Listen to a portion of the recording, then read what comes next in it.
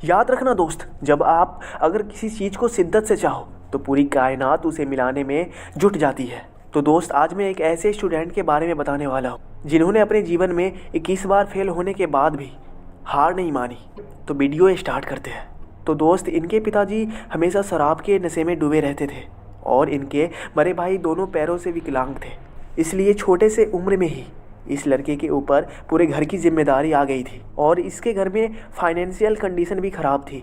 लेकिन इस लड़के को खुद पर भरोसा था कि मैं एक दिन सरकारी जॉब पाकर अपने घर की कंडीशन को ठीक करूंगा। और इस लड़के को स्कूल ड्रेस भी नहीं था, क्योंकि इसके पास इतने पैसे नहीं थे कि सही कपड़े पहन सके, स्कूल ड्रेस सिला सके। ये लड़का अपने घर को चलाने के लिए स्कूल से आकर आइसक्रीम बेचने का काम करता है और सब्जी भी बेचने जाता है। इसके घर में इतना गरीबी छा गया था कि मजबूर होकर इनके दादी और चाचा जी इस दुनिया को छोड़कर चले गए। उन्होंने आत्महत्या कर लिया। इस समय ये लड़का ग्रेजुएशन में था। इस घटना के बाद बिल्कुल टूट सा गया और ये खुद को कोसने लगा कि ये सब गरीबी के कारण हो रहा है और मैं इस गरीबी को क्यों नहीं मिटा पा रहा हूँ।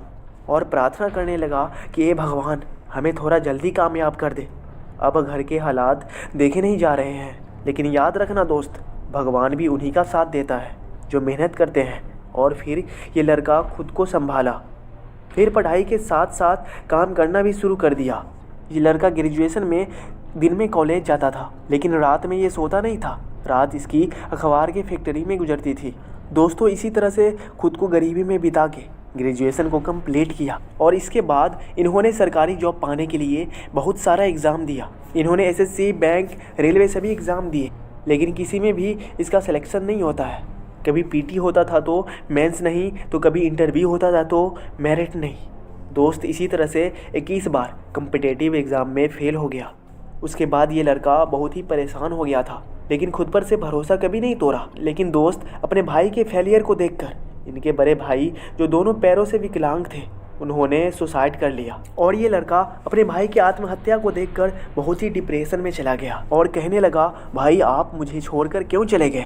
अरे बेशक हम गरीब थे, लेकिन मैं इसे मिटाने की तो कोशिश कर रहा था ना। मैंने कभी हार नहीं माना था, और जब मैंने हार नहीं माना तो आपने हार क्यों मान लिया इतना जल्दी?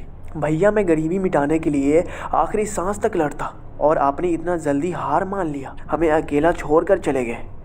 आपने ऐसा क्यों किया? मैं खुद को कैसे संभालूं? मुझे कुछ भी समझ में नहीं आ रहा। और दोस्त, ये लड़का यही सब देखकर इतना डिप्रेशन में चला गया कि इसने भी अपने लाइफ से हार मानकर सुसाइड करने का सोच लिया। फिर ये लड़का अपने बूढ़े माँ बाप को देखकर, उनके फटे पुराने कपड़े को देखकर, घरों में खाली बर्तनों को देखकर उन्होंने खुद से कहा, तू ऐसा नहीं कर सकता। तुम्हें अपने लिए नहीं सही, लेकिन अपने माँ बाप के लिए जीना होगा। तुम्हें अपने परिस्थिति से लड़कर घर के हालात को बदलना ही होगा। अरे अखबार के बंडल को उठाने वाले अब्दुल कलाम साहब देश के राष्ट्रपति बन सकते हैं, तो मैं क्यों नहीं? अरे जिनके माँ बाप का बचपन में ही कत्ल हो गया था, ऐसे मिल्खा सिंह कॉमनवेल्थ गेम्स में गोल्ड मेडल जीत सकता है, तो मैं क्यों नहीं? उसके बाद ये लड़का खुद को संभालता है और फिर से किताब को पकड़ लिया और मेहनत करने लगा। और दोस्त, इसी बीच अधीनस्थ सेवा बोर्ड ने ग्राम विकास पद की भर्ती निकाला और इस परीक्षा के लिए इसने दुगुनी मेहनत और उम्मीद के साथ तैयारी करना शुरू कर दिया। इसने करो या मरो जैसा तैयारी करना शुरू कर दिया। और ये अपने 6 महीने कड़ी मेहनत के बाद जब इसका रिजल्ट आया ना, तो हर बार हार इसे हराती थी, लेकिन इस बार हार को ही इसने हरा दिया और ग्राम विकास अधिकारी के पद पर इनकी सिलेक्शन हो गई। और अपनी मेहनत के दम पर इन्होंने अपने किस्मत को उखाड़ कर फेंक दिया। तो दोस्त, इस कहानी से यही सीख मिलती है कि कभी भी किसी भी सिचुएशन में हार मत मानो। क्या पता आपकी अगली कोशिश ही आपको कामयाबी की बुलंदियों पर पहुंचा दे। और ये कहानी है गिरधर सिंह जी का, जो